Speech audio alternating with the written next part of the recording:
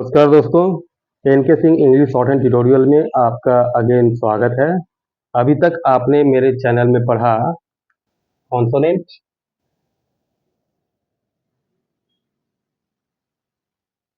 के पहले आपने पढ़ा history of short hand consonants. Consonants में भी टोटल डिटेल आपको बताए थे, उसमें जियोमेट्रिकल फिगर से भी समझाए थे और कॉन्सोनेंट आपका कंप्लीट किए थे पूरा, है ना। कॉन्सोनेंट कितने थे? 24। तो 24 कॉन्सोनेंट्स को लिखने का तरीका और कौन कौन से साउंड्स निकलते हैं इसके बारे में मैंने आपको पिछले चैनल में पढ़ाया है, पिछले क्लासेस में पढ़ाया है। उसको आप लोग रिपीट कीजिए जो नए लोग इसमें अब जुड़ रहे हैं, है ना। इसके बाद पढ़ाया मैंने आपको वॉवेल्स। वॉवेल्स को मैंने डिवाइड किया था 5 पार्ट में, 5 पार्ट्स में इसको डिवाइड करके इंट्रोडक्शन ऑफ वॉवेल्स आपका हो गया। प्लेस ऑफ वॉवेल्स भी आपको बता दिया गया है ना। वॉवेल साउंड्स भी आपको मैंने बता दिया है। और इसके बाद जो बच रहा है वो है place of stock and place of lines. ये दोनों आपको अभी मुझे बताना है, मैं भी बताऊंगा उसको सिलसिलेवार ढंग से। और मैं जैसा समझता हूँ, hope you all are practice एवं लेसन एक्सरसाइज कंप्लीटली। दोस्तों, अगर आपको सही तरीके से इसको शॉर्ट हैंड को करना है तो इसको बार बार क्या करना पड़ेगा? रिपीट करना पड़ेगा, है ना। वोवेल साउंड्स कॉन्सोनेंट्स को बार बार रिपीट कीजिए ताकि आपको पूरी तरह से वो याद हो जाए, क्योंकि दोस्तों practice makes the man perfect. जब तक आप पूरी तरह से प्रैक्टिस नहीं करेंगे, शॉर्ट हैंड का बेस, आपका बेस मतलब क्या है? यही है, कॉन्सोनेंट्स और वॉवेल्स हैं। ये आपका यदि कंप्लीट होता है तभी आगे बढ़ पाएंगे, है ना।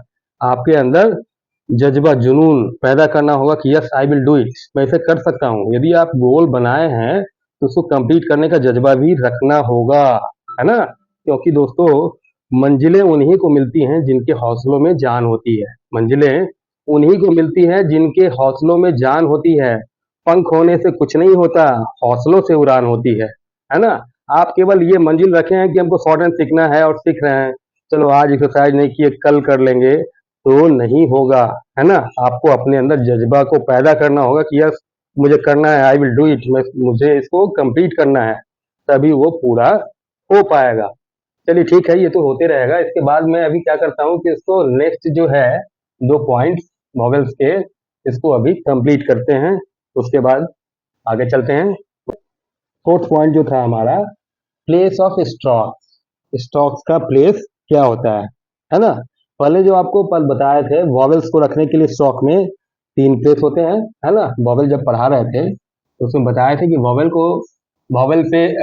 को स्टॉक्स पे दर्शाने के लिए 3 प्लेस होते हैं। First place, second place, third place, जो कि आफ्टर और बिफोर दोनों साइड होते हैं। First place, second place, third place, ठीक है। और ये काउंटिंग जो है कैसे स्टार्ट होता है? स्टॉक्स के डायरेक्शन के हिसाब से। स्टॉक्स यदि डाउनवर्ड है तो काउंटिंग ऊपर से नीचे आएगा। स्टॉक्स यदि अपवर्ड है तो काउंटिंग नीचे से ऊपर की ओर होगा। First place, second place, third place, first place, second place, third place. Okay, इतना तो हम लोग देख चुके हैं पिछले क्लासेस में। अब आगे चलते हैं, प्लेस ऑफ स्टॉक्स। हम लोग कोई भी स्टॉक जो है लाइन पे ही लिखते हैं, सॉरी, लाइन पे लिखते हैं तो क्या है कि प्लेस कौन सा होगा स्टॉक्स का, कहाँ स्टॉक्स लिखाएगा, ठीक है। तो किसी भी स्टॉक्स में यदि वॉवेल जो है क्या है, यदि फर्स्ट प्लेस वॉवेल है तो स्टॉक्स को क्या करेंगे? ऊपर लिखेंगे। स्टॉक्स ऊपर से स्टार्ट होगा, लाइन के ऊपर से, ठीक है, लाइन के ऊपर से स्टार्ट होगा। और यदि कोई भी वॉवेल सेकेंड प्लेस वॉवेल है तो स्टॉक्स लिखेंगे हम लोग कहाँ पे? लाइन पर, ठीक है। और यदि कोई स्टॉक्स थर्ड प्लेस पे है, यानी कि कौन सा स्टॉक्स? फर्स्ट जो वॉवेल साउंड कर रहा है, आपका फर्स्ट वॉवेल जो साउंड कर रहा है वो यदि थर्ड प्लेस वॉवेल है, देन उसको लाइन से क्रॉस करके लिखते हैं, ठीक है। तो प्लेस ऑफ स्टॉक्स और प्लेस ऑफ लाइंस दोनों इसी में क्लब हम आपको कर दें तो ज्यादा बेटर होगा आपके लिए। Place of of line. ठीक, तो यदि इसमें तीन चीज होता है, पहले इसको नोट कर लीजिए क्या क्या है। पहला होता है above the line, above the line यानी कि लाइन के ऊपर। क्या होता है?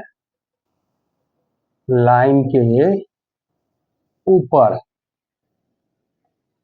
ओके, फर्स्ट हो गया। कौन सा प्लेस है first place? Above the line, line के ऊपर।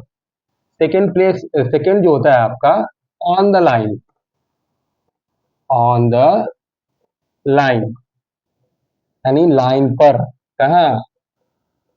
लाइन पर, लाइन के ऊपर। ठीक है। थर्ड जो आता है आपका प्लेस, वो कौन सा है? Through the line, through the line यानी कि क्रॉस द लाइन, लाइन को क्रॉस करके। ठीक है, क्रॉस। ठीक है, इसको थ्रू द लाइन या क्रॉस द लाइन इसको हम लोग बोलते हैं। अब ये तीनों चीज यहाँ पे नोट कीजिए। इसके बाद आइए इस पे, यदि किसी भी स्टॉक्स में फर्स्ट वॉवेल साउंड, यदि फर्स्ट प्लेस वॉवेल है, फर्स्ट वॉवेल साउंड, यदि फर्स्ट प्लेस वॉवेल है, कोई भी स्टॉक है, फर्स्ट प्ले वॉवेल साउंड उसका यदि फर्स्ट प्लेस वॉवेल है, देन उसको कहाँ लिखेंगे? अबव द लाइन यानी लाइन के ऊपर। ठीक है, सेम उसी तरह है कि first vowel sound of A stock is second place vowel. If the first vowel sound of a stock is second place vowel, then stock is written on the line. तब stocks को क्या करते हैं हम लोग? ऑन द लाइन लिखते हैं। यदि उसका पहला वॉवेल साउंड जो प्रोनाउंसिएशन कर रहे हैं हम लोग, वो सेकेंड प्लेस वॉवेल है, देन उसको ऑन द लाइन हम लोग लिखते हैं। ठीक है, यदि फर्स्ट प्लेस वॉवेल साउंड है ना, if the first vowel sound of a stock is third place vowel, then stock is indicated or written through the line or cross the line, है ना। तब स्टॉक को हम लोग थ्रू द लाइन या cross the line दर्शाते हैं, उसको इंडिकेट करते हैं। ठीक है, जब किसी भी स्टॉक का फर्स्ट वॉवेल साउंड यदि थर्ड प्लेस वॉवेल है, तब उसको हम लोग क्रॉस द लाइन लिखते हैं। क्लियर है यहाँ तक? कोई दिक्कत नहीं। अब इसको हम लोग एग्जाम्पल के साथ देखेंगे। एग्जाम्पल के साथ मतलब फर्स्ट प्लेस वॉवेल कैसे लिखते हैं, क्या प्रोनाउंसिएशन करता है तो उसको कैसे लिखते हैं, second place vowel and then third place vowel. ठीक है, तो इसके बाद हम लोग अभी देखते हैं कि इसको इंडिकेट तो कर दिए, अब स्टॉक्स को लिखते कैसे हैं, उसके लिखने के तरीके को हम लोग देखेंगे।